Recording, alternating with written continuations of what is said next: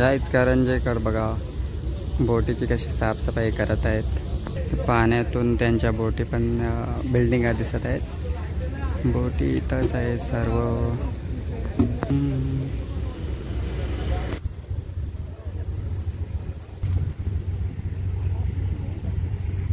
दादूस जाल शिवत आहेत, ढोल शिवत आहेत काही लोक.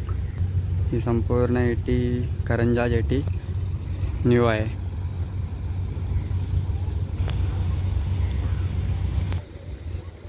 द्रोणागिरी आईचं मंदिर सुद्धा इथून दिसतंय. हे बघा इथून आणि करंजाचा डोंगर पण खूप मोठा आहे. ही आहे करंजा जेटी आणि करंजा जेटीवरून आता तर लागलेले जे रेवस धक्क्याला जात ते रेवा जेटीला जाते. 30 ते 25 रुपये चार्ज करतात रेवा जेटीला जाण्यासाठी. त्याच्यामध्ये बाईकसुद्धा जातात काहीच.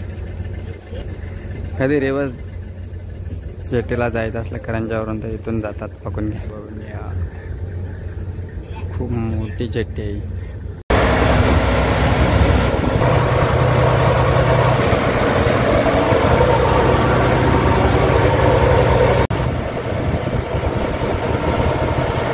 रेवस धक्क्यावर चाललेले आहे बोट.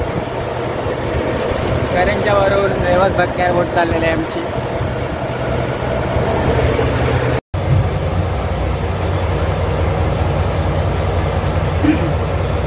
फायनली सो रेवस गावात आम्ही आलेलो आहोत.